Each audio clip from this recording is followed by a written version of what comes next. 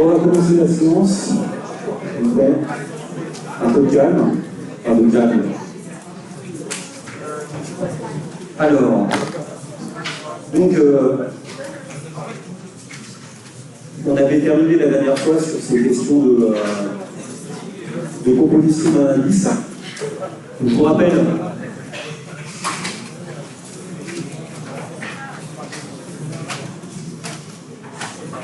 que ce que j'appelle l'indice à la date 1 passant à D0 et que je note I10, ce n'est rien d'autre que la valeur de la variable à la date 1 ramenée à la valeur de la variable à la date 0 multipliée par 100. D'accord ? L'indice, c'est simplement une autre manière d'expliquer le coefficient multiplicateur. L'indice, c'est juste le coefficient multiplicateur multiplié par 100. Ok? Donc c'est ça le principe. Donc pourquoi utiliser ça? Parce qu'encore une fois, c'est plus facile de parler en base 100 qu'autre chose. Évidemment, vous avez un principe simple qui vous explique que si vous avez des dates consécutives, ok? Donc si vous avez deux périodes, si vous avez trois périodes, trois dates,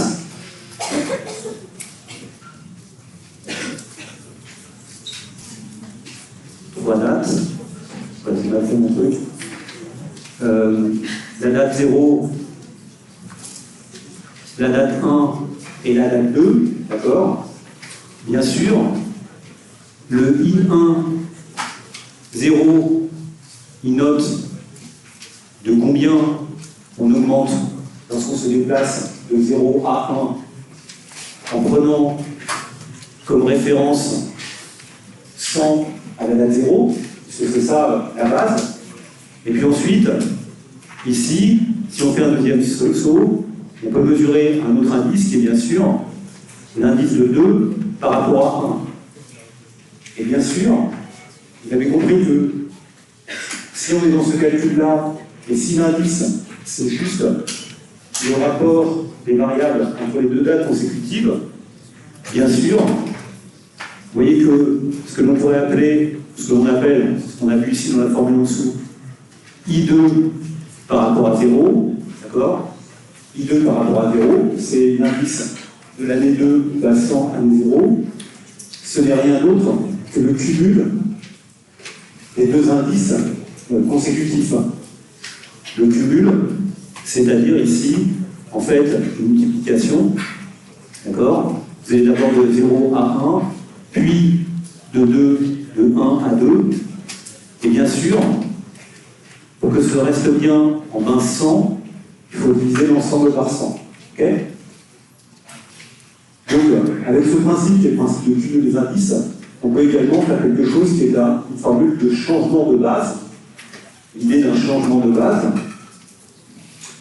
Vous pouvez réécrire aussi le fait que l'indice de 2 par rapport à 1, c'est simplement l'indice de 2 par rapport à 0 divisé par l'indice de 1 par rapport à 0. Donc, ceci est la formule de changement de base. Ceci est une formule de changement de base au sens où, vous voyez qu'à droite de l'équation apparaît deux indices qui sont mesurés base 100 la même année, d'accord? Base 100 l'année 0.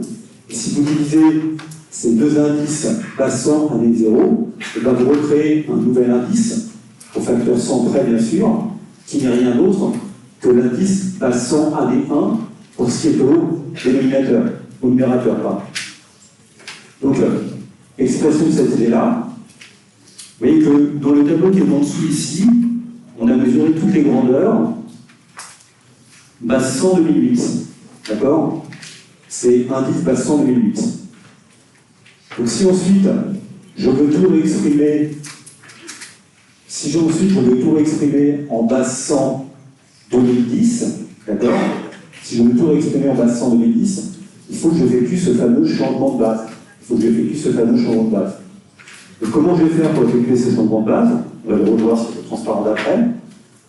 On va prendre, en fait, les données telles qu'on les a ici dans ce tableau. C'est comme si c'était les données initiales. Simplement, elles ont été renormalisées base 100 2008. Donc vous allez manipuler ce tableau exactement comme vous manipuleriez le tableau initial. En divisant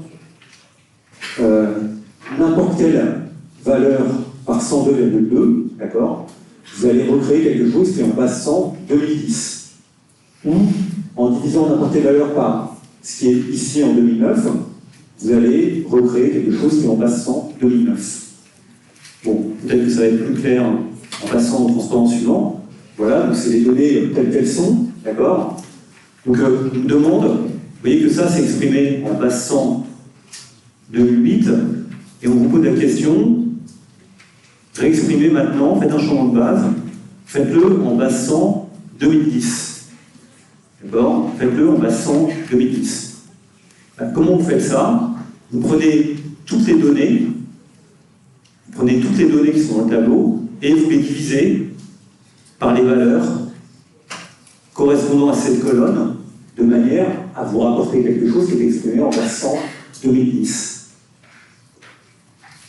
Donc,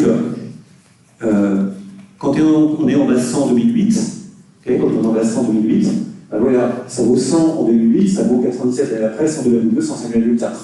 Donc maintenant, la question qu'on se pose, c'est, je ne sais pas, quand vous allez renormaliser ça, d'accord, donc l'indice base 100 par rapport à 2008, de n'importe quelle année, ok, c'est quoi? C'est simplement la valeur, l'année T, divisée par la valeur, l'année 8, l'année 2008, le tout multiplié par 100. Ok? Maintenant, si vous voulez exprimer quelque chose qui est en base 100 2010, c'est toujours le même principe, c'est xt divisé par x10 multiplié par 100. Et bien sûr, xt divisé par x10 multiplié par 100, c'est aussi, excusez-moi du calcul, c'est aussi xt divisé par x08, le tout divisé par x10 divisé par x08 multiplié par 100. On est d'accord? Ça et ça s'annule des deux côtés. Et or, ceci n'est rien d'autre que IT 2008 divisé par IT I10 par rapport à 8, d'accord, le tout multiplié par 100. Je ne sais pas comment vous le dire. Donc ça veut dire que si je veux tout exprimer en base 100 2010, eh ben, il faut que je divise toutes les valeurs qui sont ici, d'accord, je mets en bleu, par 102,2. Donc celle-là, je vais la diviser par 102,2, et puis après je vais la multiplier par 100. Celle-là, je vais la diviser par 102,2, et après je vais la multiplier par 100. Celle-là, je vais la diviser par 102,2, je vais la multiplier par 100, ce qui va faire qu'elle vaut 100. Et celle-ci, je vais la diviser par 102,2, et je vais la multiplier par 100. Donc, ce que j'ai fait simplement, en faisant ça, c'est que, à la place d'avoir 100 ici, j'ai simplement mis 100 là, et j'ai toujours les mêmes proportionnalités. Et bien sûr, en ayant les mêmes proportionnalités, j'ai effectué un changement de base. J'ai divisé l'indice de chaque date base 100 2008 par l'indice de 2010 par rapport à 2008, en multipliant par 100 pour qu'à chaque fois ce soit effectivement homogène à 100. D'accord? Donc c'est ça, faire un changement de base. Je me suis simplement reporté à une base, à une autre base, qui était celle-ci. Pour se reporter à une autre base, il suffit que je renormalise, que je divise toutes les valeurs par la valeur en 2010. Et bien sûr, en le faisant pour là, je retiens exactement 100 ici, ce qui exprime bien que c'est en base 100 2010. C'est simplement un principe de proportionnalité. Bon. Donc voilà ce qu'on appelle un changement de base. C'est clair sur le changement de base? Bon. Normalement, vous l'avez aussi vu en DE. c'est juste une manière de exprimer la base, une manière à dire autrement. Ok? Alors, il y a une autre propriété qui est intéressante, c'est la réversibilité des indices. C'est pas une propriété. Bien sûr, c'est toujours la même question. Un commerçant pratique une marge de 1/3. Donc, dire qu'on fait une marge de 1/3, ça veut dire que on multiplie par 1,33, d'accord? Ou encore, ça veut dire que si le prix était de 100, il passe à une valeur qui est 133, d'accord? C'est ça une marge de 1/3. 133,3 si vous voulez, hein, d'accord? On va rajouter des chiffres après la virgule, après tout. Ok? 133,33. Ok? Donc ce 133,33, c'est quoi? C'est juste l'indice du prix de 1 par rapport à 0. Base 100, 0. C'est ça. D'accord? Donc quand on dit un commerçant pratique une marge de 1/3, ça signifie que l'indice base 100 à des zéros, situation précédente du prix après l'ajout de la marge, et ben, il est égal à 133,33. Et on nous dit quelle réduction maximum que vous avez accordée sur les prix marqués pour ne pas vendre à perte. Donc après, la question c'est, on veut que le prix repasse à 100. Et pas vendre à perte, c'est vendre au moins à 100. Donc évidemment, si on reprend à 100, d'accord, la question qui est posée, c'est quelle est la baisse qui permet de ramener la valeur de l'indice à 100. Donc 100 c'est quoi? 100 c'est juste, puisqu'on ramène la valeur, c'est juste ce que j'ai appelé I de 0, d'accord? C'est juste I de 0. Donc I de 0, vous voyez que ce qu'on nous demande de calculer, c'est précisément de combien faut-il baisser le prix pour se ramener à 100, de combien en pourcentage. Donc, ce qu'on nous demande de calculer, c'est juste I de 1, d'accord, base 100 année 1. De combien maintenant non, c'est pas ça que je veux. C'est, pardon, de combien faut-il le baisser? Donc, excusez-moi, j'efface ce que j'ai écrit. De combien faut-il le baisser? Ce qu'on nous demande de calculer, c'est précisément, au contraire de ce que je viens de dire, c'est I, on veut se ramener à une situation où on est à 100, d'accord? Donc effectivement, non, on veut bien calculer, c'est ça qu'on veut calculer, on veut calculer I2 par rapport à 1, d'accord? Vous calculez I2 par rapport à 1, ok? De combien vaut I2 par rapport à 1? Combien vaut I2 par rapport à 1? Eh bien, il vaut toujours la même chose, il vaut I2 par rapport à 0, divisé par I1 par rapport à 0, multiplié par 100. C'est-à-dire, il vaut 100 divisé par 133,33, multiplié par 100. Ça paraît bien technocratique pour un résultat qui est quand même très basique. Et ceci, ça vaut exactement 75. Donc qu'est-ce que ça veut dire? Là, j'ai appliqué la même formule. J'ai en fait réinversé ma hausse, d'accord? Et donc vous voyez que là, ça va augmenter de 1/3. Et quand on augmente de 1/3, pour ramener à la valeur initiale, il faut baisser de 1/4. D'accord? Et baisser de 1/4, c'est juste avoir un indice qui vaut 75 ensuite.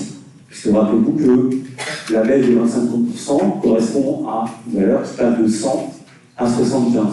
D'accord? Donc peut-être que là, je le fais de manière un peu mathématique, alors que le résultat est totalement évident. Okay. Ce qui compte ici, c'est bien sûr, c'est que quand vous avez augmenté, on voit bien que de combien faut-il baisser? Et bien, ce qu'on cherche, c'est cette valeur-là, d'accord? De combien faut-il rebaisser? Ben ça a augmenté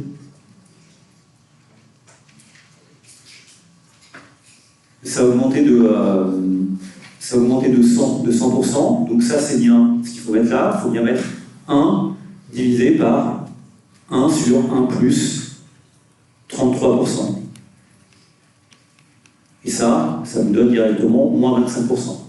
D'accord? Ça nous donne directement moins 25%. Donc augmenter de 1/3 et rebaisser de 25%, ça nous donne juste le résultat que l'on cherche. Alors pourquoi ce qu'on vient de faire, en fait, c'est juste ce qu'on appelle inverser un indice. On a un indice qui est passé de 100 à 133,33. Pour le ramener à sa valeur initiale, eh ben, on inverse l'indice en quelque sorte, et on fait un indice qui est 75.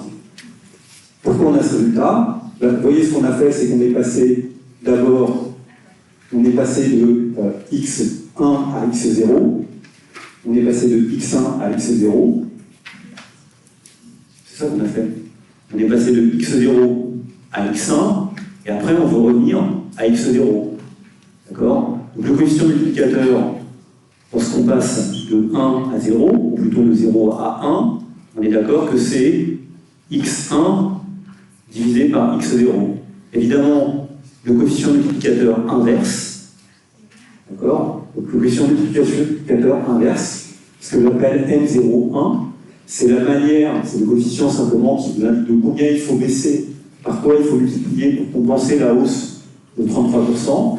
Il est tout juste égal à x0 sur x1, et donc il est bien égal à 1 sur M1 par rapport à 0. Ok?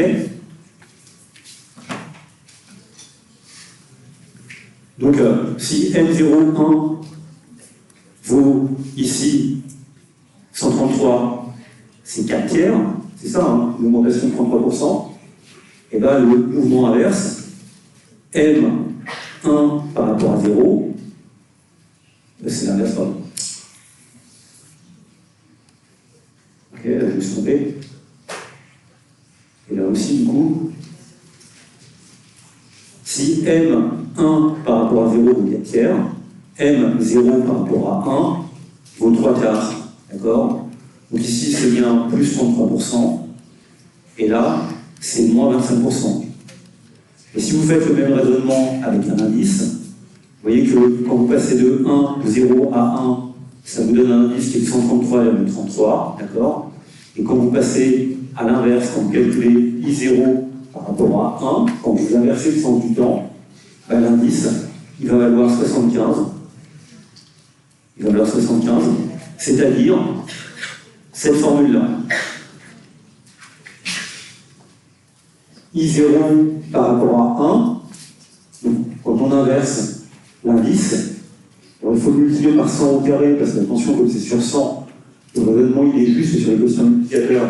Quand on inverse un coefficient multiplicateur, on inverse le sens du temps, il suffit d'inverser le coefficient multiplicateur.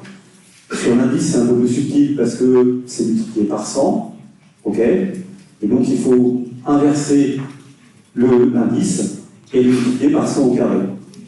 Exemple que je lis en bas ici, c'est peut-être écrit un peu petit et dire, voilà, c'est beaucoup de choses.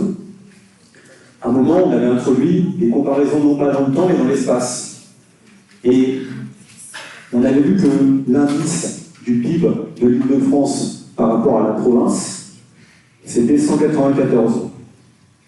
Ça veut dire que là où la province produit 100, une tête de province produit 100, une tête en Île-de-France produit 194, c'est-à-dire quasiment 2 fois plus. Ok? Question qu'on vous pose, c'est maintenant, faites le calcul en sens inverse. Là où l'Île-de-France produit 100, combien produit la province? Il faut juste inverser l'indice. D'accord? Donc, ça, c'est bien, je veux dire, de manière un peu. Ça, c'est bien 194 sur 100 multiplié par 100. C'est-à-dire que là où l'Île-de-France produit 194, la province produit 100. Si vous voulez inverser le sens des choses, et dire combien la province produit par rapport à l'Île-de-France, il vous suffit juste d'écrire que ceci, c'est égal. Il faut comparer la situation de la province produit 100, là où l'Île-de-France produit 194, et le multiplier par 100. Qu'est-ce que je viens de faire ici? Je viens juste d'inverser l'indice en question. D'accord? Je viens juste d'inverser l'indice en question. Ok? Vous voyez que simplement le numérateur est passé au dénominateur. Donc évidemment, il faut faire attention parce que les indices, encore une fois, sont exprimés en base 100. Du coup, il y a des 100 au carré qui traînent dans la formule si on ne peut pas se tromper. Et donc, on trouve que c'est 51,5. C'est ça le résultat. D'accord? Vous pouvez vous dire, c'est équivalent de dire que l'Île-de-France produit 94% de plus que la province, ou de dire que la province produit 48,5% de moins que l'Île-de-France. D'accord? Bon, c'est un peu... c'est bien ça le principe. Hein. On peut donc inverser le sens, et bien sûr, cette propriété-là, c'est la propriété de réversibilité des indices. Vous pouvez les raisonner soit sur des dates, soit dans l'espace. Ici, ça me semble plus évident de le dire dans l'espace, donc l'histoire de 194 et 200. Dire que l'indice de l'Île-de-France par rapport à la province, c'est 194, c'est exactement comme si la province produit 100 et l'Île-de-France produit 194. Si vous inversez le sens, et bien vous refaites le même calcul, mais en sens inverse, et vous obtenez cette fois quelque chose qui est exprimé en base 100 Île-de-France. D'accord? Quelque part, vous avez fait aussi un changement de base, en fait. C'est la même propriété que le changement de base, bien sûr.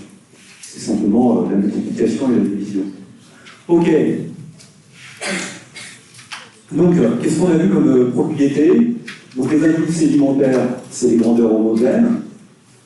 On a des valeurs, d'accord? Donc, x0, x1, xt. Je dis que c'est une grandeur homogène pour dire que c'est une grandeur, c'est tout, parce qu'après, on va passer à des indices qui sont plus élémentaires. Là, c'est une grandeur complexe. C'est un scalaire, c'est une suite de scalaires. xt par rapport à x0, c'est juste xt divisé par x0 multiplié par 100. Donc n'oubliez pas que à chaque fois, l'idée c'est de faire apparaître la base 100 au dénominateur. C'est pour ça que je note ça xt0 pour dire que c'est l'année t en référence à l'année 0. On a trois propriétés des indices élémentaires. Évidemment, l'identité, le fait que ça ne bouge pas, bah, ça reste à base 100, c'est-à-dire que quand il ne se passe rien, on reste à 100. L'inversibilité.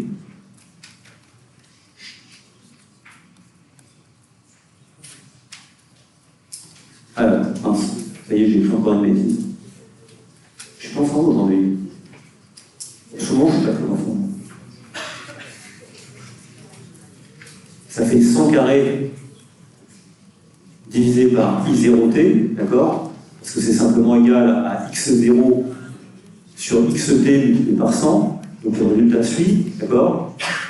Et puis, il y a la transitivité et la transférabilité, je ne sais pas exactement comment on peut le dire. Pour aller de 0 à 2, pour aller de 0 à 2, on va d'abord de 0 à 1, d'accord, dans ce sens-là, puis de 2 à 1, dans ce sens-là, d'accord, et pour faire bonne mesure, pour que tout ça soit bien ramené à quelque chose qui est exprimé en base 100, il faut diviser tout ça par 100. Donc c'est les propriétés que vous devez connaître, qui sont directement issues, encore une fois, de la définition de ce qu'est un indice. D'accord. Si vous avez compris ça, le reste, c'est une utilisation tout à fait standard.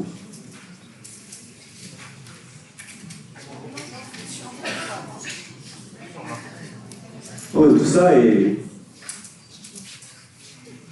Je suis en retard. Hein.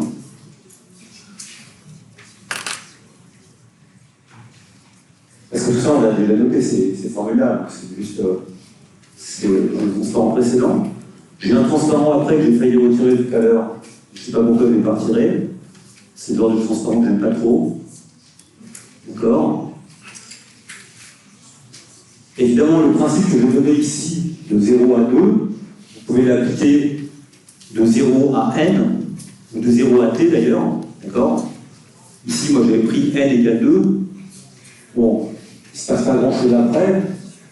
Bien sûr, ce principe-là, vous pouvez l'appliquer à quelque chose qui est au-dessus de 2, ça vaut sur 100 années, sur ce que vous voulez. Vous allez multiplier les indices successifs années précédentes pour obtenir un indice base 100. Et bien sûr, ici, il faudra mettre un 100 à la puissance n moins 0. À la puissance n moins 0 moins 20. D'accord. Si c'est 2, c'est divisé par 100. Si c'est au-delà, il faut ça.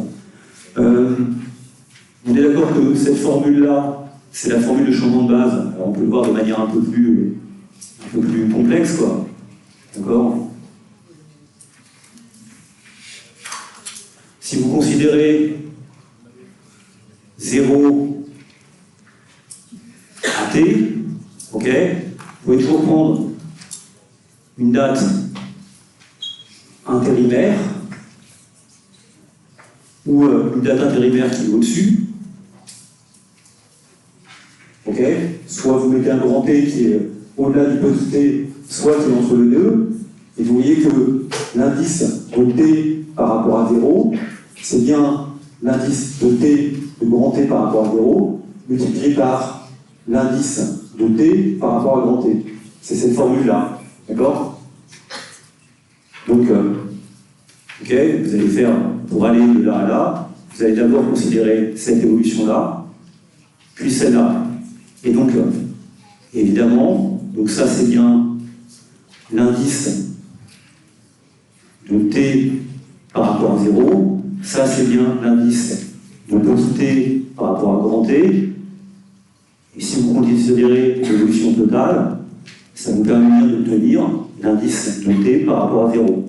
Okay, et bien sûr, si vous multipliez les indices qui sont bas 100, il faut rediviser par 100 pour que ça ait un sens. Si vous réfléchissez un petit peu, cette formule, elle est vraie que t soit entre 0 et t, ou que t soit ici. D'accord? Puisque je peux très bien considérer, c'est ce que je peux faire en rouge, que je vais d'abord, vous voyez, quand je vais, cette fois je considère le t qui est en rouge ici, en rouge, je vais mettre en rouge, c'est en rouge, d'accord, c'est cette valeur-là. Si vous prenez une valeur de t qui est supérieure à t, ce calcul reste tout à fait valable. Vous voyez que it par rapport à 0, c'est ce saut-là. Ça, c'est bien it par rapport à 0, d'accord? Et pour faire ce grand saut-là, vous en faites d'abord un encore plus grand, qui consiste à aller de grand T à 0, de 0 à grand T, c'est ce morceau-là, d'accord? Et puis après, vous êtes obligé de faire un petit bond en arrière pour vous ramener de T à T. Et ça, ce petit bond en arrière, c'est quoi?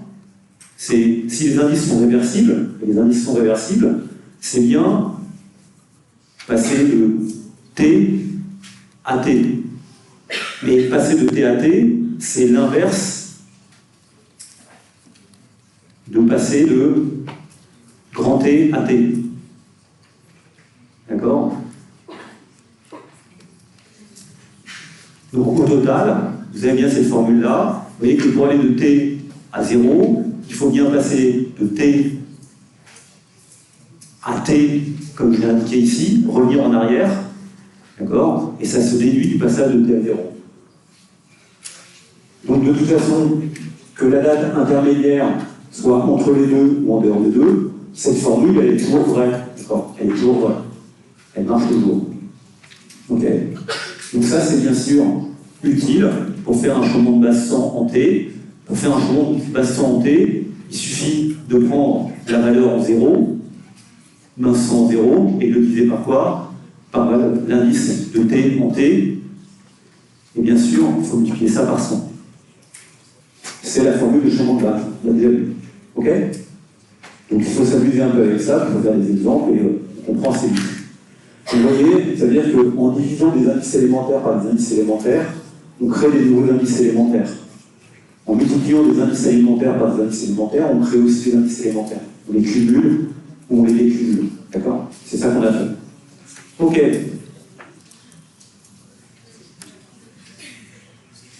Bon, quelques petites remarques en passant.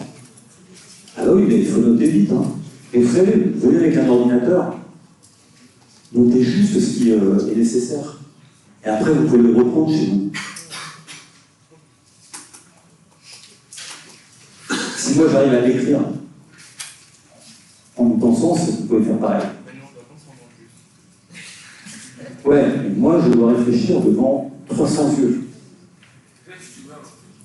C'est quoi? J'ai l'habitude. Ouais. C'est sûr que quand je suis face à YouTube, je n'ai pas 300 yeux devant moi, je suis juste ma petite caméra. Non, J'ai un métier, c'est un métier du spectacle, hein, faut pas croire.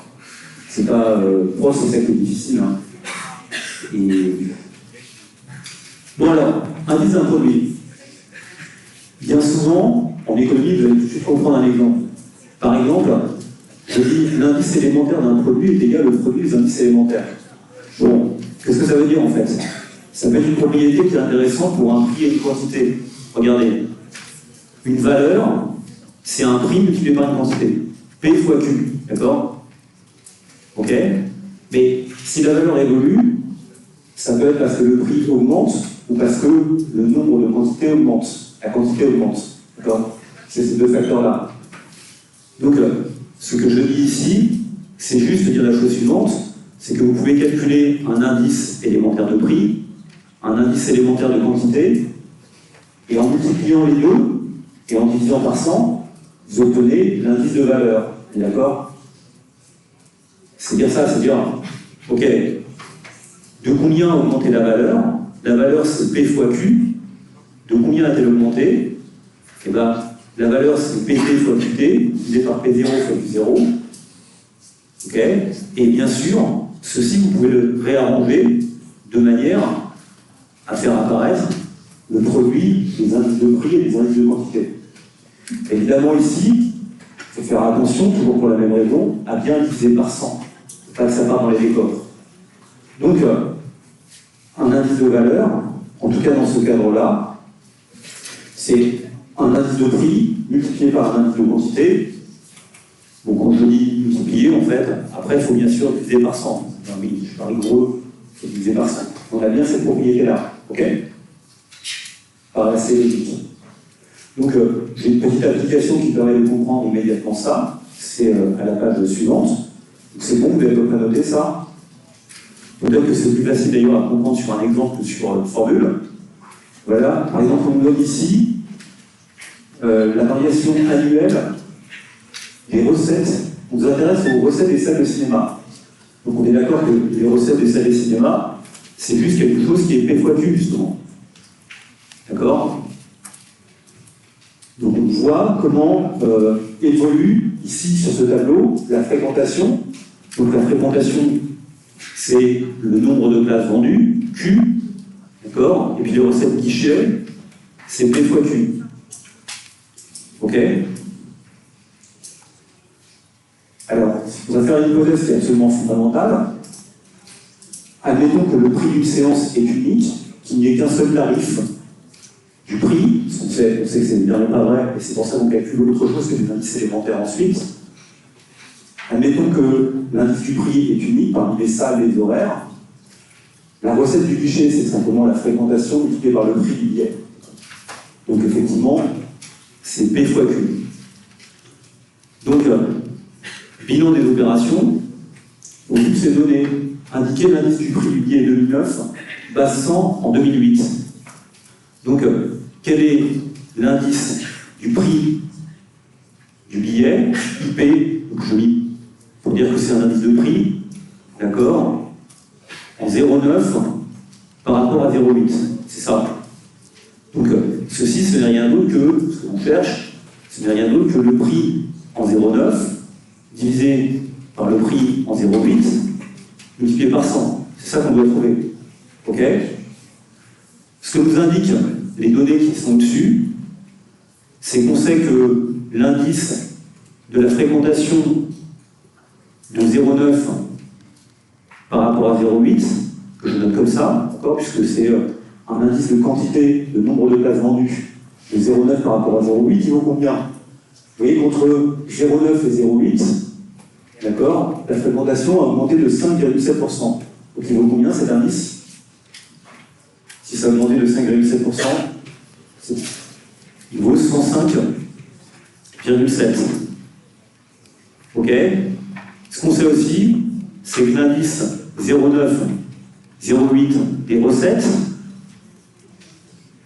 il vaut combien? Vous voyez que les recettes, elles, ont augmenté de 8%. Elles ont augmenté davantage que le prix. Donc, si elles ont augmenté de 8%, ça veut dire que cet indice-là vaut combien? 108. Et bien, naturellement, c'est quoi la réponse à la question qu'on se pose? ici, qui est l'indice de prix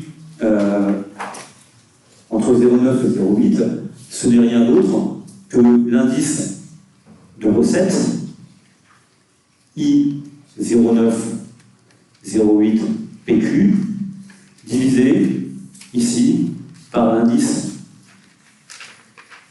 des quantités multiplié par 100. Donc ça fait combien? Ça fait juste 108,0, puisque ici on a 8,0, hein, divisé par 105,7 multiplié par 100. Bien logiquement, si les recettes ont augmenté plus que les prix, plus que les fréquentations, c'est que les prix eux-mêmes ont augmenté. Donc combien ont-ils augmenté? Vous faites ce calcul, 108,0 divisé par 105,7. J'ai une nouveauté aujourd'hui. J'ai trouvé chez moi par hasard une vieille calculatrice, conseil général du Val-de-Marne, collège. Voilà. J'ai remarqué qu'il y avait des antisèches dessus. Je disais à mes enfants, disant c'est un peu étonnant. Donc, toujours utile d'avoir une calculette. C'est cette calculette-là dont vous avez besoin. Il y a quelqu'un qui m'a écrit pour me demander si on avait besoin d'une calculatrice scientifique. Donc évidemment, je ne savais pas répondre à la question. Et puis là, je suis tombé sur cette calculette, qui est donc une collège, d'accord, FX92. Ça fait déjà un moment qu'elle est. Voilà. Et vous voyez, il y a une touche qui est X à la puissance. Si vous avez la touche X à la puissance, ça vous suffit pour faire les examens. C'est le calcul le plus compliqué qu'on a à faire. Donc cette calculatrice est suffisante pour rendre l'examen.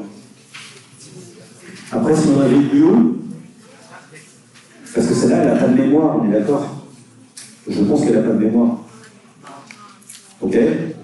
C'est plus pratique parce que ça évite de penser que les étudiants pourraient mettre des antisèches dans leur mémoire. Et que ce que vous metteriez comme antisèche dans votre mémoire pour un cours comme ça, mais à le temps, ça ne sert à rien de faire des antisèches. Ça ne sert quasiment à rien de faire des antisèches, non?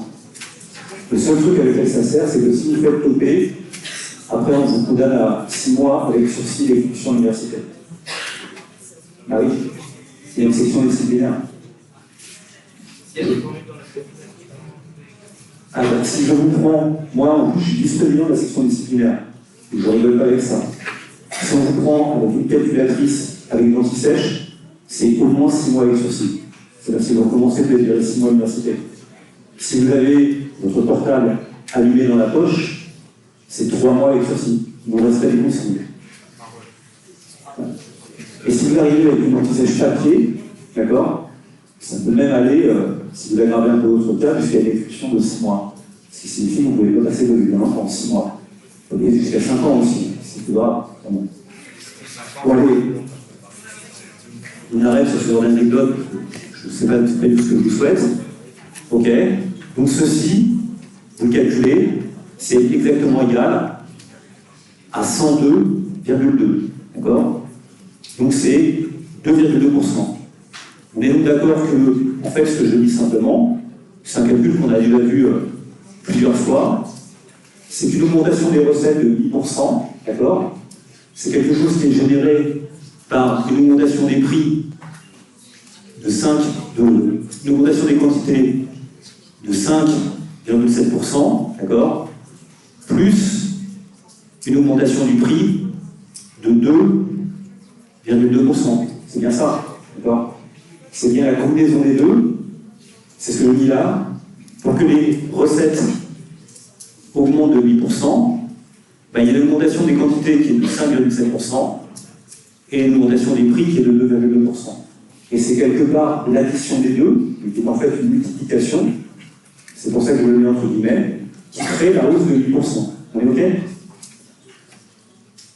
Le principe que j'ai appliqué ici, c'est juste le fait que vous avez P fois Q, la valeur qui est égale à P fois Q, je l'aurais écrit 2 fois, donc l'indice de valeur, c'est l'indice de prix qui par l'indice de quantité. OK?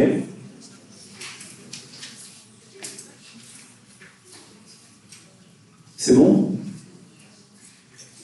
Donc l'indice de prix du billet, c'est 102,2, et le taux de variation, c'est 2,2%, c'est-à-dire 102,2 moins 100 divisé par 100. OK? Donc ça fait 2,2%. Bon, on continue à avancer. Alors, en fait, il me reste deux parties dans ce chapitre. La question du taux annuel moyen de variation. C'est un point que vous avez déjà dû voir normalement lors de l'ADE de la semaine dernière, parce que je suis un peu en retard. Voilà. C'est quoi le TAMV? Le TAMV, le taux annuel moyen de variation. Appelez-le comme moi, TAMV. Au niveau de la question, c'est à quel taux le PIB de l'Île-de-France par habitant a-t-il cru en moyenne entre 2008 et 2011.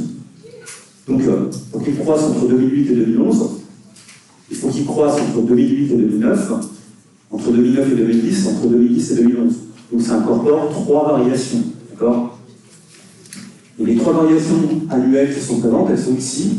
Ça a d'abord décru de moins 3,5%, ensuite de 4,9%, et ensuite c'est augmenté de 2,5%. Ça, c'est calculer le TAMV entre 2008 et 2012. Alors souvent, pour bien comprendre ce que ça veut dire, le TAMV entre 2008 et 2011, je le note comme ça, d'accord? Vous voyez que le TAMV, c'est un taux annuel moyen. Il est annualisé. Il est annualisé. Qu'est-ce que c'est que le TAMV? Le TAMV, c'est le taux annuel constant sur la période, auquel la grandeur aurait dû varier pour connaître la même variation globale que celle effectivement enregistrée. Je ne sais pas très bien comment le dire autrement. Donc, la caractéristique du taux annuel moyen de variation, c'est le fait que nous cherchons un taux qui soit constant, et si on applique 3 fois ce taux, on obtient la même variation globale que celle qu'on a observée. Ok? C'est ça la définition. Donc, chercher à faire une moyenne. Donc, comment on calcule les choses?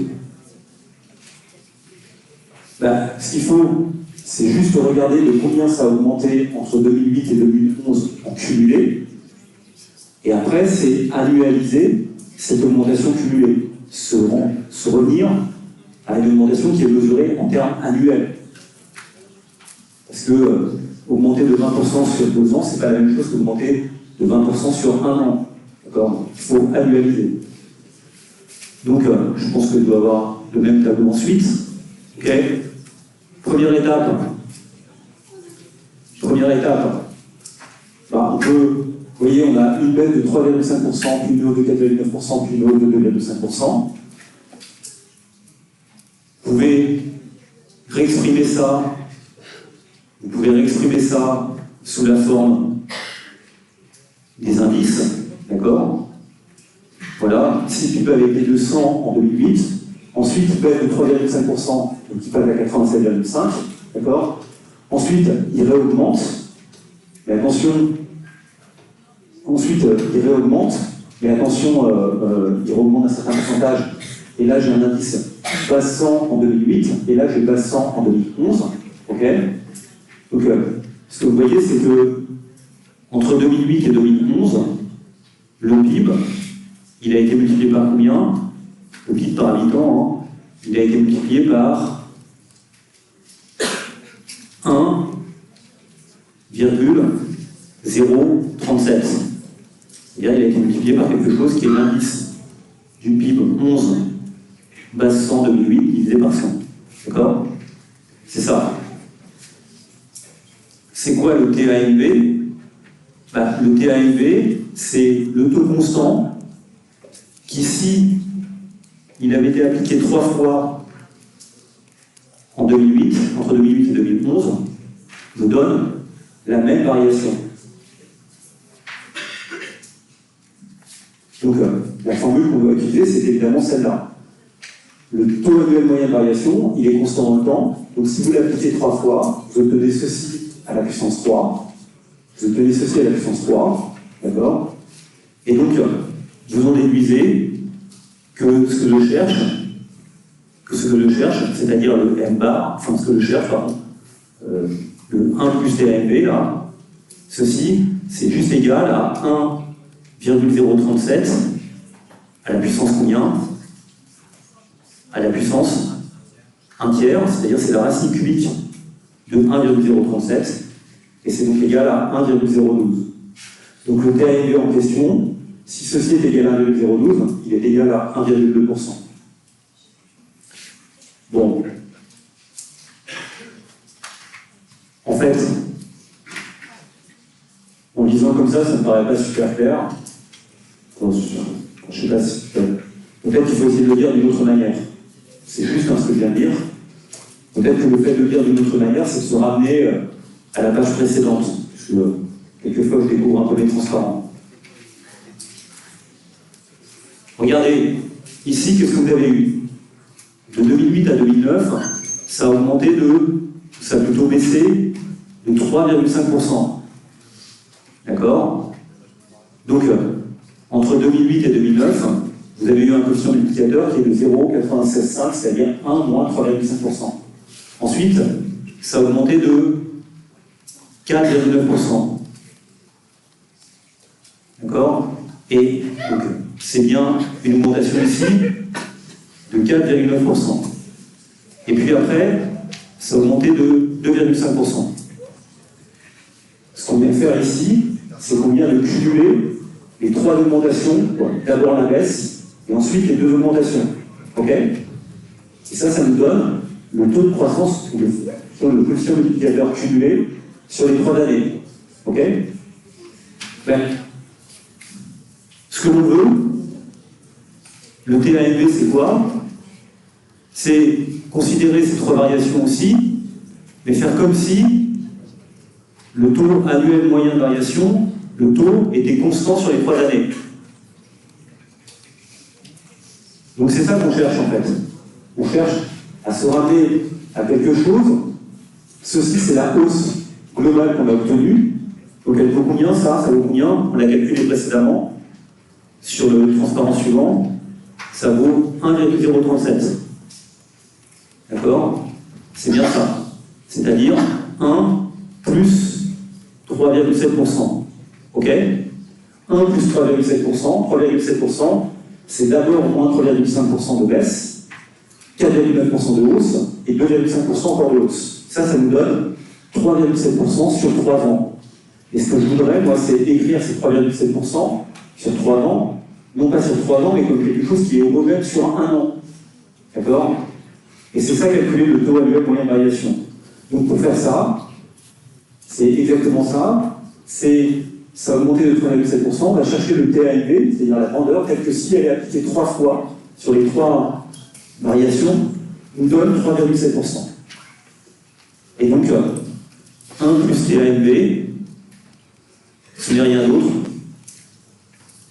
puisque ça c'est 1 plus TAMV au cube, 1 plus TAMV, ce n'est rien d'autre que la racine cubique de 1 plus 3,7%. OK? Et ça donne combien? TAMV vaut à peu près 1,2%. D'accord? Vous voyez que 1,2% n'est pas très très loin, n'est pas très éloigné de 3,7% divisé par 3. 1,2%. Et bien sûr, c'est toujours la même chose. En fait, comme les taux de croissance se cumulent, c'est un petit peu inférieur. Pour que quelque chose augmente de 3,7% sur 3 ans, il suffit qu'il augmente de 1,2% chaque année. D'accord? Et c'est ça le TAMV. On est OK? Bon. Donc, on a bien compris, on a cumulé des taux de pourcentage, on a vu que ça augmentait globalement de 3,7%, c'est ce qui est indiqué là-bas. Ça, c'est le taux de croissance cumulé. Et pour obtenir le TAMV, il suffit de se remettre à quelque chose qui est mesuré en grandeur annuelle. Et pour ça, il faut prendre la racine qui correspond au nombre de variations. D'accord? Et ici, comme il y a 3 variations, on va prendre la racine cubique. Si on n'avait que 2, on aurait pris la racine carrée. Si on avait 4, on aurait pris à la puissance 1 quart, etc. Donc c'est ça, calculer un taux annuel moyen de variation. Donc c'est ça, le résultat, c'est 1,2%. Donc, je termine sur ça avant qu'on fasse la pause. Le TANV entre l'année 0 et l'année T est tel que c'est la grandeur, le taux de croissance constant qui, s'il était appliqué entre 0 et T, pourrait donner la même variation. D'accord? Donc, attention, entre 0 et T, vous avez T plus 1 date, mais vous n'avez que T variation. D'accord? Si vous plantez 3 poteaux, vous avez un poteau, 2 poteaux, 3 poteaux, ça vous fait uniquement 2 intervalles entre les poteaux. Il ne faut pas oublier ça. Pour calculer, là, il faut bien le mettre à la puissance T, parce que vous avez T variation. T variation. Et donc, c'est ce qui vous permet de reproduire, c'est 1 plus TANV T0 à la puissance T, c'est égal à MT0. Donc, 1 plus TANV, c'est la racine Tème de MT0. Et donc, le TANV T0, c'est MT0 à la puissance 1 sur T moins 1. D'accord? À la puissance 1 sur T moins 1. Donc, dans ce qui précédait, on avait pris T égale 3. Il y avait 4 dates, de 2008 à 2011. Mais il n'y avait que T variation. D'accord? Donc, à chaque fois, il faut bien compter les poteaux et les intervalles. Et ne pas se tromper en mettant, je ne sais pas, la puissance T plus 1 ou. Ok? Vous avez toujours une date de plus qu'un intervalle, parce que vous avez un intervalle discret. C'est comme ça que ça fonctionne. Donc pour obtenir le TNV, il suffit juste de calculer le multiplicateur global. Je ne sais pas si c'est bien dit global. Le multiplicateur, je ne sais pas, cumulé entre 0 et T, et de le mettre à la puissance 1 sur T avec votre touche Y à la puissance X. Sur votre calculatrice, moins V1. Vous allez simplement annualiser la grandeur cumulée. Ok? Est-ce qu'il y a des gens qui n'ont pas les poly-TD? Bon, vous allez en chercher quelques-unes. Vous voyez 10, 12, à peine. Ok. On reprend dans 7 minutes.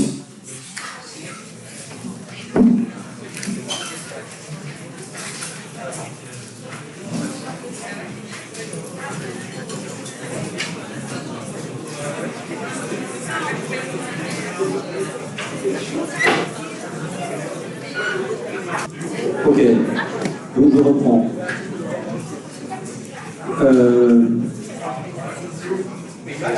Donc, le principe, c'est bien ça. C'est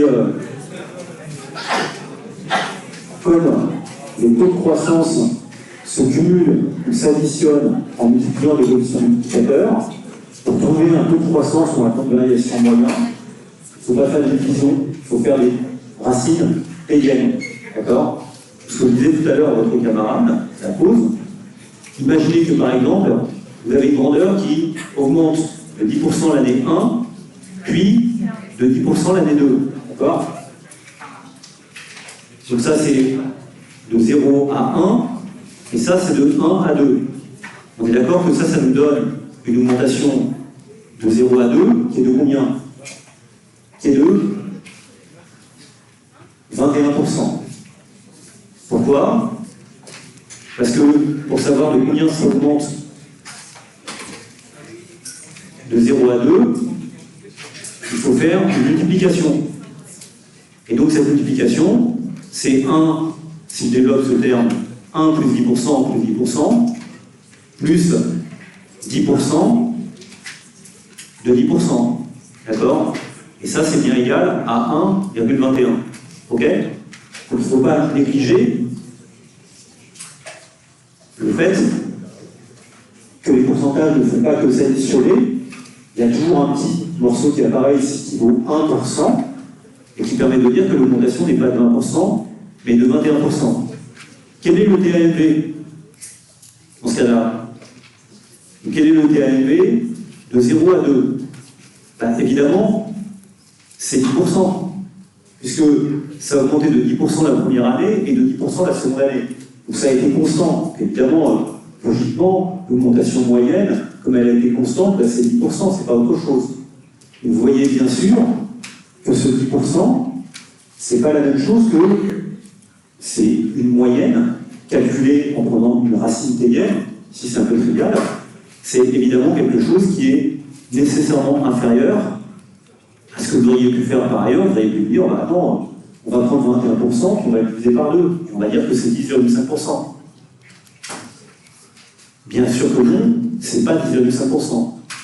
Parce que si vous me dites que si c'est 10,5%, et ben vous surestimez en fait, parce que vous oubliez de tenir compte du fait que les pourcentages donnent encore des pourcentages, d'accord, qui augmentent la hausse cumulée, d'accord. Donc c'est pour ça qu'on prend la racine théienne, et donc le TANV, le moyen, ce n'est pas la moyenne des variations. Sauf, si c'était le cas ici, d'accord, sauf, ici, comme le taux est constant, ça fait bien 10 plus 10% divisé par 2. Mais ceci ne marche que parce que le taux est constant, d'accord. Si le taux n'était pas constant, ça ne fonctionnerait pas. On est OK? Bon.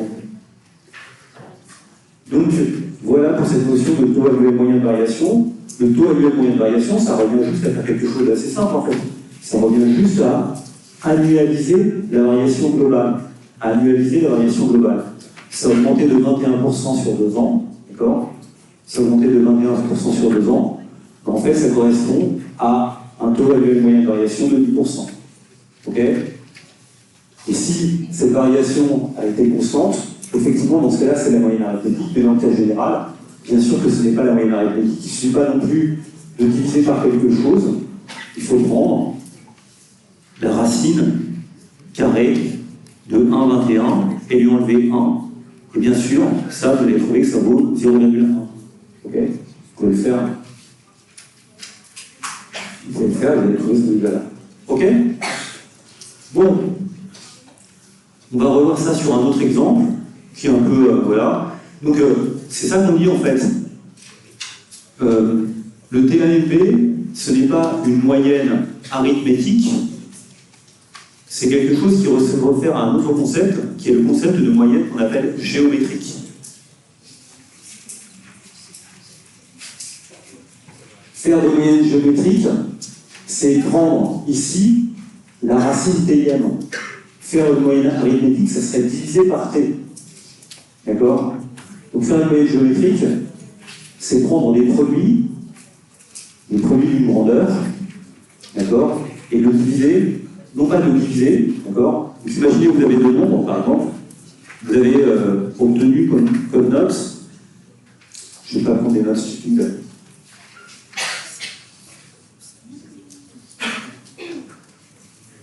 Vous avez obtenu comme note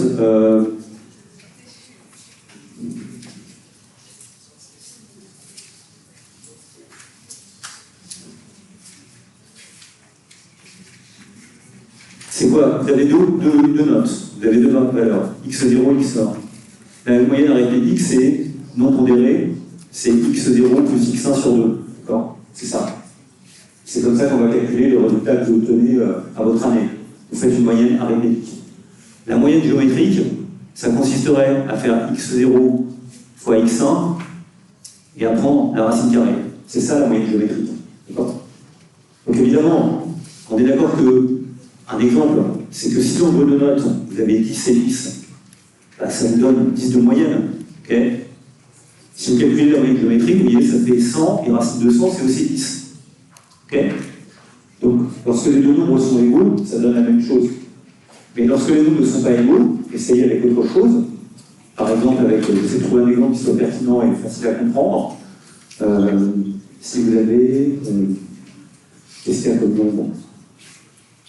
Regardez, ok, si vous avez 5 et 20, d'accord, vous avez une matière dans laquelle vous avez 5 et l'autre vous avez 20. En moyenne arithmétique, ça va vous donner 12,5 de moyenne, d'accord, ok. En moyenne géométrique, ça va faire 5 fois 20, pris en racine, ça va faire 10, d'accord. Donc les moyennes arithmétiques, enfin, elles sont égales, ici j'ai mis différent, là c'est pas vrai, là c'est égal. Mais elles sont égales lorsque les deux nombres sont les mêmes, mais lorsque vous prenez deux nombres qui sont différents, ça vous donne un résultat qui est différent. D'accord? Oui? Ok, vous avez deux notes, 5 et 20. Si on admet que c'est équipondéré, ça vous fait une moyenne à 12,5, on est d'accord? Ok? Maintenant, vous avez le ministre qui décide de faire un changement et il dit on ne va plus attribuer le bac sur la base de la moyenne arithmétique, on va le faire sur la base de la moyenne géométrique. Et donc, ce qu'on va faire comme calcul, on va faire ça. On va faire x0 fois x1, la note 1 divisé par la note 2, et on va prendre la racine carrée. 5 fois 20, ça fait 100. Vous prenez la racine de 100, c'est 10. D'accord? Donc vous voyez que dans ce cas-là, la moyenne n'est plus la même. Quand on fait des TAIV, on fait en fait des moyennes géométriques de coefficients multiplicateurs. D'accord? Et non pas des moyennes arithmétiques de coefficients multiplicateurs. On va prendre la racine carrée de 1,21 dans le cas précédent. On ne va pas prendre 1,1 plus 1,1 divisé par 2. Alors quand ils sont identiques par 2, c'est la même chose. C'est pas bon dans des nombres. Mais c'est ça l'idée. L'idée de moyenne géométrique, c'est de faire des produits. Okay? Donc si on vous propose un jour, si le ministre vous propose un jour de passer la moyenne géométrique pour calculer votre moyenne de cours, vous pouvez démontrer, ça démontre, vous pouvez démontrer que la moyenne géométrique, elle est toujours inférieure ou égale. Toujours. D'accord? C'est un problème de convexité. Donc, vous feriez avoir, parce que là, ils s'en viennent tous dans la rue en disant on veut le retour à la moyenne arithmétique. Bon, c'est une notion sur laquelle on reviendra. Donc, exemple, toujours, un chef d'entreprise se donne pour l'objectif de doubler son CA sur 5 ans. Donc, doubler son chiffre d'affaires sur 5 ans. À quel taux son CA doit croître en moyenne par an pour que l'objectif soit atteint? Donc, doubler son CA sur 5 ans, c'est quoi? C'est un coefficient multiplicateur de 2. Il veut que sur 5 ans, son coefficient multiplicateur soit multiplié par 2. Ok? Donc attention, hein, pareil, alors quand on dit sur 5 ans, ça signifie que c'est 5 ans, et vous voyez que ça incorpore 6 dates. C'est du 1er janvier de l'année 0 jusqu'au 31 décembre de l'année 5. Mais ça n'incorpore que 5 variations. Il y a toujours un peu cette subtilité auquel il faut faire attention. Donc, à combien ça correspondrait? Quelle variation annuelle moyenne il faudrait? Quelle variation annuelle moyenne il faudrait sur ces 5 ans? Et bien, c'est ce nombre-là. C'est le taux de variation qui est appliqué pendant 5 ans, c'est-à-dire qui, à la puissance 5, me donne 2. D'accord? Donc, pour calculer ça, il suffit juste de prendre vos calculettes et de faire 2 à la puissance 1/5, c'est-à-dire 2 à la puissance 0,2. D'accord? Vous mettez y2 puissance x 0,2. Et vous obtenez combien? Si vous faites ce calcul, vous allez obtenir, c'est pas que je le connais par cœur, hein, c'est parce que j'ai préparé le cours avant de venir, c'est ce que j'ai écrit en dessous, vous allez obtenir 1,149 à peu près. D'accord? Donc ça correspond à combien? Ça correspond à 14,9%. D'accord? Donc bien sûr, pour avoir une grandeur qui double, c'est-à-dire qui augmente de 100%, vous voyez, ça fait une hausse de 100% sur 5 ans. Ok? Bah, pour avoir 100%, il suffit juste d'avoir 14,9% chaque année. Sur 5 ans, c'est 14,9% sur chaque année. Et bien sûr, vous avez compris que ce 14,9%, il est inférieur à 20%, ce qui serait 100% divisé par 5. Simplement parce que la moyenne géométrique est tout le temps inférieure à la moyenne arithmétique. Parce que les taux se cumulent, d'accord? Les taux se cumulent. Ok? Bon, je continue. cumul de taux d'intérêt, c'est la même chose, en fait, utilisé dans un autre contexte, ça nous permet de revoir les choses. Vous voyez que là, ce qu'on décrit, c'est la situation suivante. C'est une situation, je crois qu'il y avait un exercice dans la vidéo dessus, c'est une situation dans laquelle, voilà, on a le temps qui s'écoule, c'est toujours la même chose. Ok, on est au 1er janvier 2009, d'accord. Ensuite, on a le 1er janvier 2010, 1er janvier 2011, 1er janvier, pourquoi je mets 0 ici, 2012, d'accord. Et ensuite, on a, attention, le 31-12 2012, d'accord. Donc en fait, ici, on place au 1er janvier 1 €. Vous mettez 1 € sur votre livret A, ok. Il va porter la première année 3,5%, il va porter la deuxième année 2,70%, la troisième année 1,20% et la quatrième année 4,20%.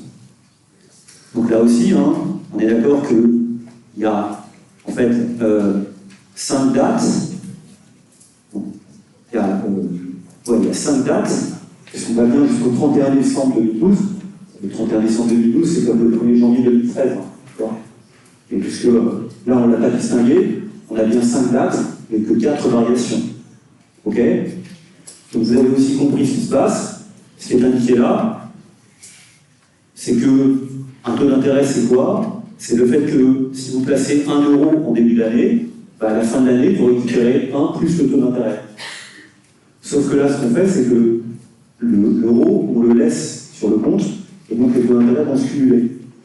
Donc évidemment, dans le tableau, on indique le coefficient multiplicateur annuel, qui correspond à cette hausse annuelle qui est le taux d'intérêt. Le taux d'intérêt n'est rien d'autre qu'un taux de variation d'une année par rapport à l'année précédente, d'une date par rapport à la date précédente, c'est ça, hein, c'est sur un an. Quand vous faites le coefficient multiplicateur annuel, vous faites la même chose. Et puis après, ce que vous pouvez faire, c'est que vous pouvez cumuler les coefficients multiplicateurs. Donc évidemment, 1,063 qui est là, ce n'est rien d'autre que 1,035 multiplié par 1,027. D'accord?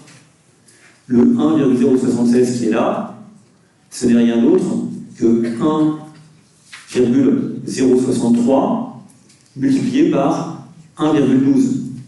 D'accord? Puisque vous avez 1,063 au 31 janvier 2010, et au 31 janvier 2011, il faut multiplier par 1,012, etc. Là, ce qu'on a calculé, c'est juste les multiplications, le cumul de ces taux d'intérêt. D'accord? D'une année sur l'autre, d'une année sur l'autre, d'une année sur l'autre. Donc c'est ce que vous faites là. Donc le taux d'intérêt cumulé, c'est quoi? C'est bien ce qu'on appelle, ce qu'on peut appeler le taux d'intérêt cumulé qui est ici. C'est quoi? C'est bien 1 plus 3,5% multiplié par 1 plus 2,70% multiplié par 1 plus 1,20% multiplié par 1 plus 4,20%. Et ceci, ça nous donne combien? Ça nous donne 1,121. D'accord? C'est ce que j'ai calculé là. Ok? Donc 1,121, c'est si vous avez mis 1 € le 1er janvier de l'année 2009 au 31 décembre de l'année 2012, vous récupérez 1,121 €. Pourquoi? Parce qu'il y a eu un cumul des taux d'intérêt, et l'opération auquel vous allez procéder, c'est bien une multiplication des taux d'intérêt. D'accord? Donc, le taux d'intérêt global, il est de combien? Cumulé. Si ça vaut 1,121, ce taux d'intérêt cumulé, il est de plus 12,1%. D'accord? ça, c'est le taux d'intérêt cumulé. Maintenant, si je vous pose la question, quel est le taux d'intérêt annuel moyen? Eh bien, le taux d'intérêt annuel moyen, c'est le taux d'intérêt qui, appliqué 4 fois, me permet d'obtenir une hausse de 12,1%. OK? Donc, on a capitalisé 1,121 sur 4 années en ayant ce taux d'intérêt-là. Si on nous demande maintenant quel est le taux d'intérêt annuel moyen, qui est exactement comme le taux de variation annuel moyen, comment on va faire ce calcul? Ça va être fait ici. Et bien, ce qu'il faut, c'est que le taux d'intérêt annuel moyen, entre le 1er janvier 2009 et le 31/12/2012, c'est le taux d'intérêt constant moyen sur 4 ans. D'accord? Donc pour faire ça, ce qu'on voit, c'est que le 1 plus TIAM, c'est juste 1,121 à la puissance combien? À la puissance 1 quart, puisqu'il n'y a que 4 variations. C'est pour ça que j'ai fait ma flèche pour bien compter, hein. Bien visualiser combien ça fait de variations. Ça fait bien que 4 variations. D'accord?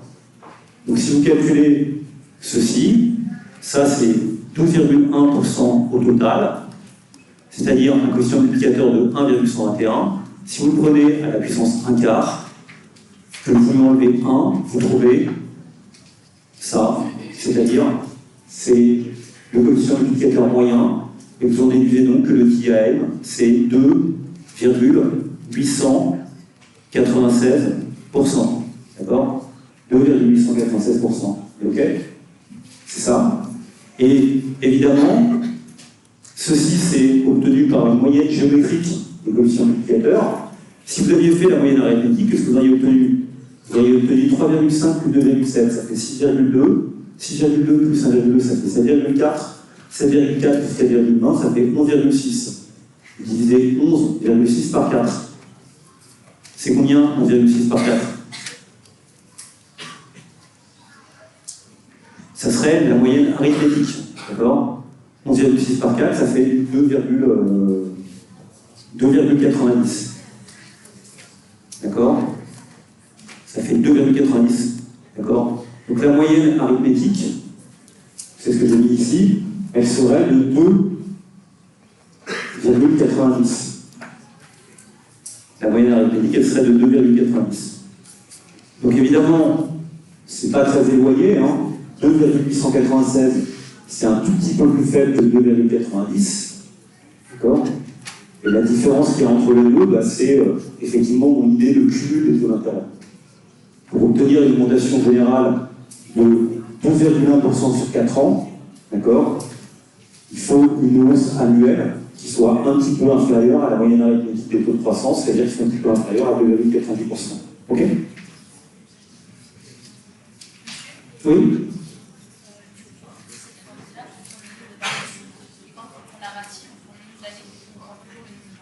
Non, le nombre de variations. Puisque, on est d'accord, quand vous faites la moyenne des deux notes, vous divisez par 2. Vous ne divisez pas par 3, d'accord? Quand vous faites la moyenne de deux variations, quelque part, vous allez prendre la racine carrée. 2 et pas 3. Vous avez deux variations. S'il y a 3 variations, vous allez prendre 3. Donc c'est bien ça. OK? Puisque l'idée, c'est bien qu'il faut appliquer 4 fois cette augmentation du TIAM, 4 fois, exactement comme on a là 4 fois, 2 fois, 3, 4 fois, pour obtenir la variation globale. Oui, bien sûr, mais on est d'accord que quand on définit un taux d'intérêt, c'est quelque chose qui s'applique entre le 1er janvier et le 31 décembre. D'accord? Donc nécessairement, c'est à la fin de l'année que vous allez regarder que le livret A, que la Caisse d'épargne va vous mettre l'intérêt que vous avez obtenu. C'est en fin d'année. D'accord? Donc si on vous donne le taux d'intérêt sur 2012, il s'applique entre le 1er janvier 2012 et le 31 décembre 2012. C'est-à-dire en fait le 1er janvier 2013. Ok? C'est bien ça. L'information telle qu'elle est présentée, c'est comme ça. Moins 1, je crois. Plus 1, si vous voulez. Plus 1. Vous savez, je pense que pour les histoires de poteaux et d'intervalles, il vaut mieux les compter comme ça, ne vous trompez jamais, plutôt que d'avoir des règles qui peuvent vous induire en erreur. Et puisque moi, je vous ai dit moins 1, alors en fait, c'est plus 1, donc je sais pas. Je réfléchis en regardant, c'est pour ça que je vous ai mis à droite. c'est un conseil, d'accord, pour visualiser le nombre de poteaux et le nombre d'intervalles. Oui.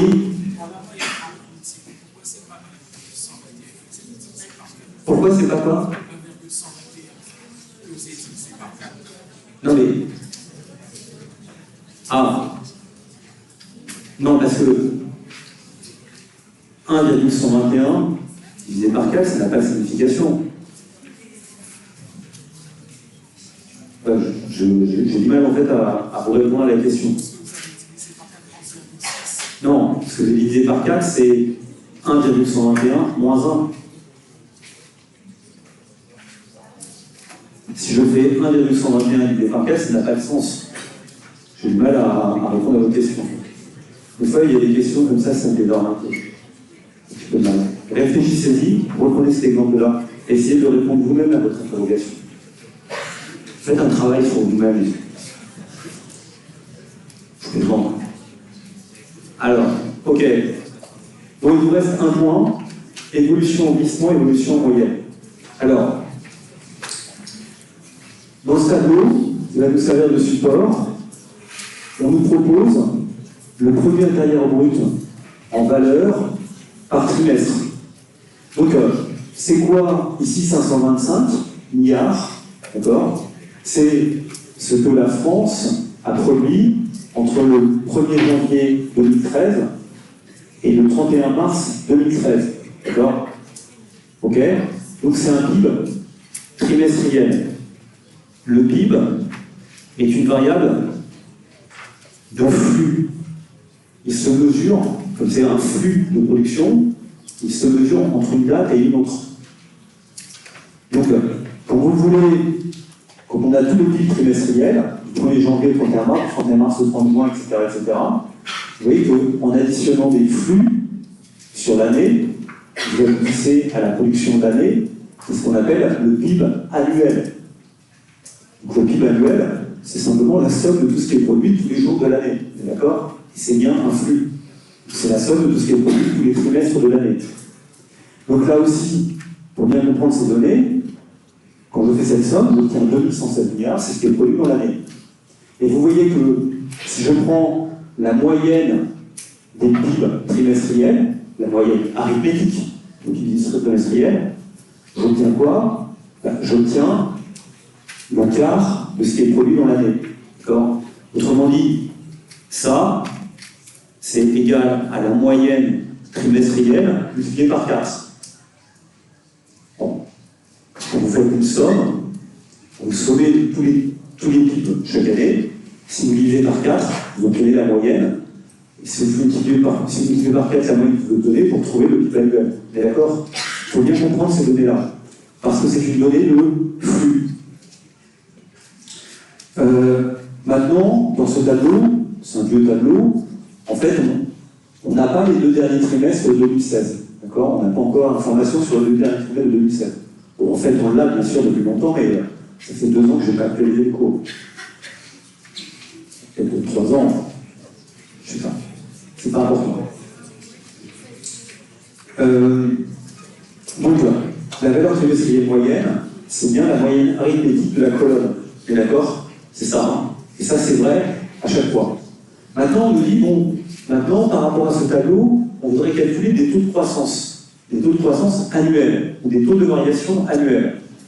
Et moi, je dis, mais en fait, si on regarde ce tableau, il y a 4 manières de calculer de croissance annuelle. Je vais vous donner les 4. Vous allez me donner, on va réfléchir à leur pertinence. C'est ça, réfléchir à évolution et glissement et évolution en moyenne. Donc voilà, ça c'est comme ça. Vous avez tous compris qu'une année, c'est la somme de 4 trimestres. D'accord? Une année civile, c'est la somme de 4 trimestres. J'ai bien dit une année civile. Une année non civile, c'est un an qui s'est déroulé, on peut incorporer éventuellement des trimestres. C'est 4 trimestres consécutifs, ça donne une année. Ok? Donc pour calculer la variation annuelle, calculer des taux de variation annuelle. Il peut y avoir 4 approches. La première approche, ça serait de prendre la valeur trimestrielle moyenne. C'est-à-dire, ça serait calculer une évolution en moyenne. Donc, chaque année, on va comparer à l'année précédente en regardant la moyenne sur les trimestres.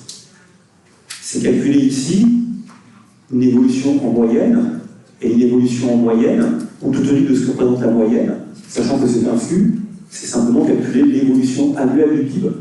D'accord? Si je calcule ici, par exemple, l'année 14 par 13, c'est-à-dire quoi? Je vais prendre l'année 14, 535,4, c'est la moyenne sur l'année 14, divisé par 529, et je vais faire moins 1, et j'obtiens cette valeur, c'est-à-dire 1,2%. D'accord? C'est bien ce que j'ai fait, j'ai calculé la variation, j'ai du mal à le dire, l'évolution en moyenne.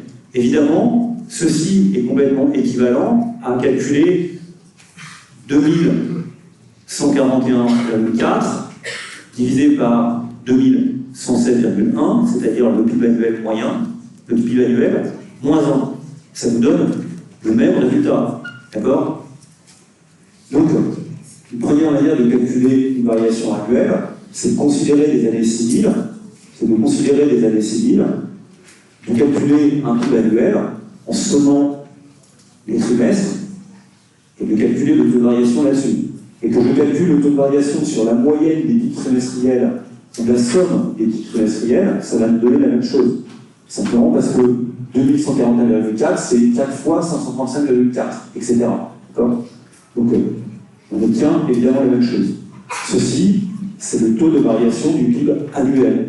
D'accord? Tu dis, voilà, le taux de croissance en 2014 a été de 1,2%. C'est comme ça qu'on a fait le calcul, à partir de ces données. OK? Donc ça, c'est le calcul d'une variation en moyenne. Maintenant, vous pourriez me dire, on pourrait faire du glissement. Alors, il y a deux manières de faire du glissement. C'est un peu subtil. Il y a du glissement trimestriel et du glissement annuel. Deuxième approche, vous voulez calculer un taux de croissance annuel, vous pouvez comparer de cette manière-là. C'est-à-dire, vous allez prendre un trimestre et vous allez comparer au trimestre équivalent de l'année précédente. D'accord? Ça consiste à faire un glissement, et c'est pas vraiment un glissement, c'est prendre deux trimestres qui sont espacés de 4, d'accord? Qui sont espacés de 1 an, et de regarder de combien ça a augmenté entre ces deux trimestres. Typiquement, vous allez comparer les mêmes trimestres de chaque année. Par exemple, vous allez comparer le T2 2014 au T2 2013. Dans ce cas-là, vous faites un taux en glissement en comparant le 14 au T2 au 13 T2. T, ça veut dire trimestre. D'accord? Donc, le calcul que vous faites, c'est celui-là. Vous allez comparer 533,9 à 529,4. D'accord? Et vous allez enlever 1 et vous allez obtenir ce résultat, c'est-à-dire une hausse de 0,85%. Donc, on est d'accord que c'est un peu étrange parce que ce que vous avez fait, c'est que, vous voyez, vous avez comparé, ça c'est le premier trimestre, le deuxième trimestre, le troisième, le quatrième, et puis après pour passer à l'année d'après, 2, 3 et 4. Et ce que j'ai fait, c'est que j'ai comparé ceci à cela. D'accord? C'est ça que j'ai fait. OK? C'est une approche en glissement trimestriel. Évidemment, cette démarche-là, vous pouvez l'avoir pour tous les trimestres, c'est pour ça qu'on appelle ça glissement, parce qu'on glisse comme ça au fur et à mesure. Mais ça peut se calculer chaque trimestre. Troisième manière de faire, ça en fait beaucoup, ce qu'on pourrait faire, c'est annualiser les taux de variation trimestriels. Un peu compliqué. Vous voyez que, par exemple, ici, en 2015, vous observez qu'il y a une petite augmentation, en fait une petite baisse, pardon. Il y a une petite baisse de la production entre le premier et le second trimestre. D'accord? De combien est cette petite baisse? Cette petite baisse, elle est de 542,8 divisé par 542,4, d'accord? Moins 1. Ça, c'est bien le taux de variation trimestrielle entre le premier trimestre 2015 et le second trimestre 2015. Le PIB a un peu baissé au second trimestre.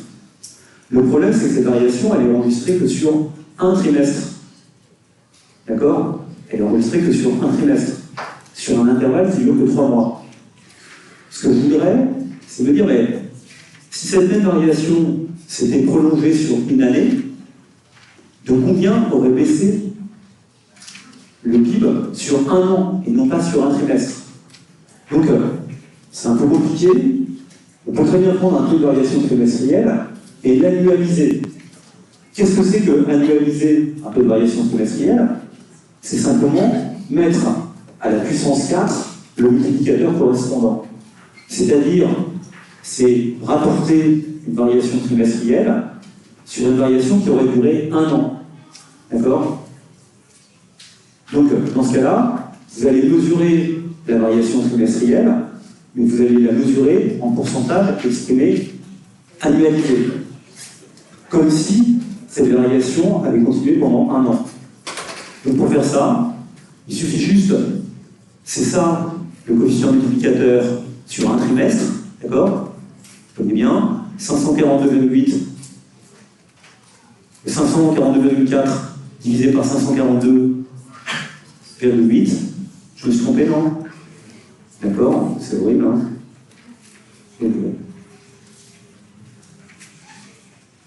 Je l'aurais écrit proprement, enfin si je peux. Donc c'est bien 542,4 divisé par 542,8. Divisez bien la valeur terminale par la valeur initiale. D'accord? Ça nous donne bien une variation trimestrielle. Et si vous voulez les annualiser, comme dans une année, il y a 4 trimestres, d'accord, il n'y en a pas 3, tri c'est pour les mois, d'accord, il y a 4 trimestres dans une année, si cette variation s'était réalisée les autres trimestres, d'accord, elle aurait donné lieu à une variation annuelle qui est puissance 4. Ok? Et donc là, qu'est-ce que j'ai fait? J'ai annualisé une variation trimestrielle. Et je dis que, en rythme annuel, le PIB trimestriel, on peut dire comme ça, ce qu'on peut dire c'est annualisé, ce qu'on peut parler de rythme annuel. En rythme annuel, le PIB a baissé de moins 0,29%. D'accord? Donc qu'est-ce que j'ai fait là? J'ai comparé, en fait, le trimestre 2 au trimestre 1, d'accord? C'est ce que j'ai fait. Donc c'est bien un rythme très conjoncturel de variation trimestrielle, mais je l'ai écrit comme une baisse en rythme annuel. D'accord? En rythme annuel. Pour dire, si la même baisse continue encore, à la fin de l'année, on aura perdu 0,3%. D'accord? Et c'est pour ça que je mets la puissance 4. C'est pour ça que je mets la puissance 4, parce qu'encore une fois, il faudrait que je le multiplie 4 fois pour aboutir à un rythme annuel. Ça, c'était ma troisième manière de faire. Annualiser les taux de variation trimestrielle. Dernière manière de faire, oui?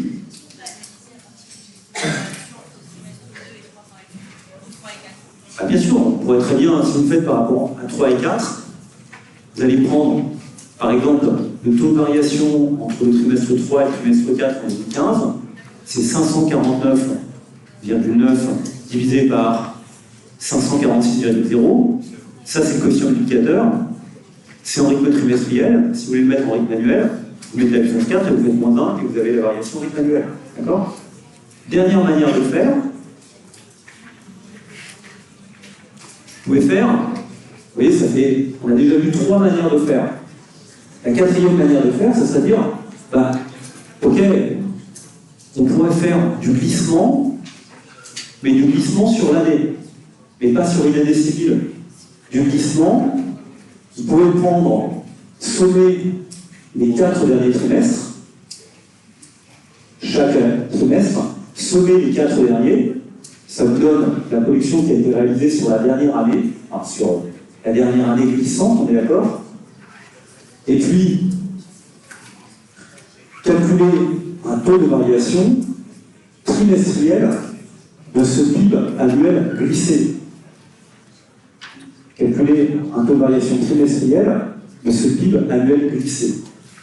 Et puis, vous pourriez aussi, ensuite, l'annualiser. C'est compliqué, hein, d'accord? Vous prendriez par exemple, voilà, ce que vous feriez, c'est que, ok, vous avez le trimestre 1, le trimestre 2, le trimestre 3, le trimestre 4, le trimestre 5, le trimestre 6. D'accord? Bah, typiquement, en fait, c'est pas le trimestre, là, ça sera un nouveau trimestre 1 et un nouveau trimestre 2. D'accord? Ce que vous pourriez faire, c'est prendre les 4 derniers trimestres, la somme des 4 derniers trimestres, c'est-à-dire, ce serait toutes ces grandeurs-là, et la comparer à ce que vous auriez obtenu comme PIB annuel le trimestre précédent. D'accord? Attention, ça nous donnerait une variation annuelle en glissement, parce qu'on glisse à chaque fois, d'accord? On décale à chaque fois la somme, et puis on calculerait une variation de ces deux grandeurs qu'on annualiserait ensuite. Tout ceci est assez compliqué, d'accord? Je fais exprès de rendre ça compliqué. Ah oui, c'est simplement que le jonglage. Vous dites, la première chose qu'on a calculée, le taux d'évolution en moyenne annuelle, d'accord? Vous dites, ça c'est intéressant dans une perspective de moyen terme. Vous allez regarder le taux de croissance annuel, ok? Et donc vous allez sauver sur les années civiles. Ça paraît assez logique comme démarche. Ensuite, évidemment, les taux d'évolution en glissement, notamment le glissement trimestriel, le taux d'évolution en glissement trimestriel, il permet de dégager un profil conjoncturel. De regarder, de comparer par exemple, vous voyez, ça va être intéressant de comparer le T2 2016 au T2 2015. Ça nous donne quand même une idée de la manière dont a évolué la conjoncture sur un an. Ok? Et vous pouvez le mesurer tout de suite. Donc ça permet de dégager un profil conjoncturel. Et évidemment, c'est peu pertinent pour une variable de flux. Pourquoi je dis ça? Parce que, en fait, c'est très lié à ce qui va se passer précisément sur chacun de ces trimestres. Vous pouvez très bien comparer, si on considère un autre type de variable, qu'on mettra après, qui est une variable de stock. Ça a du sens de comparer le nombre de chômeurs aujourd'hui au nombre de chômeurs il y a un an. Ça donne exactement de combien a augmenté ou a baissé le chômage lors de la dernière année. Okay? Et vous voyez que la différence entre le chômage et le PIB, c'est que le PIB est une variable de flux qui se mesure sur un intervalle de temps, alors que le chômage est une variable de stock qui se mesure à un moment donné. Donc bien sûr que ça a un intérêt de comparer le nombre de chômeurs au 1er octobre 2019 avec le nombre de chômeurs au 1er octobre 2018. Mais comparer le PIB du 1er octobre 2019, si on était capable de le mesurer sur la journée, au PIB du 1er octobre 2018, ça n'a pas tellement de sens, vous comprenez? Donc, ce que je veux dire par là, c'est que calculer une moyenne en glissement, un taux de variation en glissement, ça peut avoir un sens pour une variable qui est une variable de stock comme le chômage. Calculer un taux de variation en moyenne, comme je l'ai fait pour le PIB annuel, ça a un sens pour une variable qui est une variable de flux.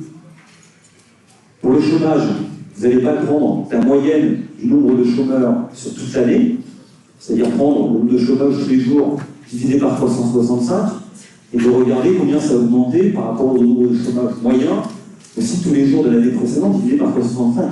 Ça n'a pas de sens non plus. Donc, quand vous raisonnez sur une variable de flux, c'est intéressant de faire des taux de variation annuels moyens, enfin des taux de variation moyens, en regardant la moyenne de la variable, alors que quand vous êtes sur une variable de stock, c'est plus intéressant de faire du glissement, d'accord? De faire du glissement. Donc, c'est ça le message qu'on essaye de laisser faire passer ici. Je ne peux pas le faire sur Excel, d'accord? Imaginez que c'est exactement ce que je dis là. En fait, on a deux manières de calculer le taux de variation. Soit vous pouvez calculer sur la grandeur moyenne, c'est intéressant pour le PIB, parce que c'est un flux. Soit vous pouvez le calculer sur un glissement. Et dans ce cas-là, c'est intéressant pour une variable qui est un stock. Typiquement, une variable de stock, ça peut être les données du chômage. Évidemment que ça a du sens de comparer le chômage fin janvier 2011 au chômage fin janvier 2012. Ça nous donne l'évolution annuelle en glissement du taux de chômage. Et on est d'accord que si on le fait pour la dernière année, pour décembre, si vous le faites pour décembre, si vous comparez le chômage au 31 décembre 2012 au chômage au 31 décembre 2011, vous avez bien regardé l'évolution du chômage sur l'année civile. Ok? Donc, pour le chômage, qui est une variable de stock, c'est-à-dire qui se mesure à un moment donné du temps, c'est pertinent de faire des évolutions en glissement. En revanche, bien sûr, ça n'aurait aucune signification de prendre la moyenne de tous ces nombres sur un an, d'accord? De prendre la moyenne de tous ces nombres sur un an et de le comparer à la moyenne de tous ces nombres sur un an. Ok? Je vois pas ce que ça veut dire. Donc, pour une variable de flux, il vaut mieux faire des variations de la grandeur moyenne, parce que ça se cumule sur un an, alors que pour des variables de stock, il vaut mieux faire des variations en glissement, parce que quand vous comparez le 31 janvier 2012 au 31 janvier 2011, vous avez bien une variation annuelle du chômage, d'accord? Et c'est comme ça que vous dites sur un an, le chômage a augmenté de temps. Vous êtes capable de le dire tous les mois. Alors que pour le PIB, quand vous dites sur un an, le PIB a augmenté de temps, c'est une phrase qui est un peu ambiguë, à chaque instant. C'est un peu ambigu. Sur un taux de chômage, ça l'est pas. Par contre, si vous dites le PIB annuel a augmenté de temps, oui, ça a un sens. Ok? Vous voyez qu'en économie, il y a des variables qui sont des variables de flux, pour lesquelles il est intéressant de regarder les taux de variation moyens. Ok? Donc les variables de flux, c'est le PIB, c'est la consommation, c'est éventuellement le salaire que vous percevez. Tous les jours, vous percevez un salaire. C'est relatif à une période. Et puis il y a des variables de stock.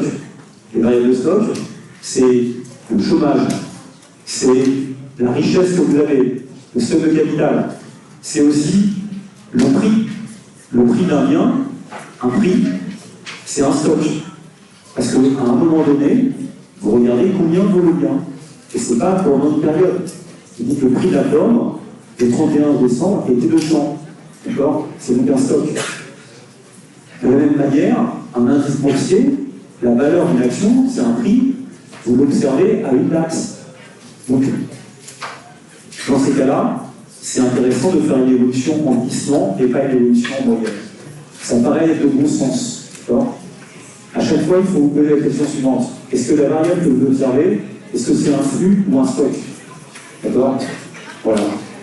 Donc, on se retrouve la semaine prochaine. Pour terminer ce chapitre, il n'y a plus grand chose à faire, heureusement. C'est quand même encore assez vite. Vous préparez la fin de la DE pour cette semaine. Je vous remercie.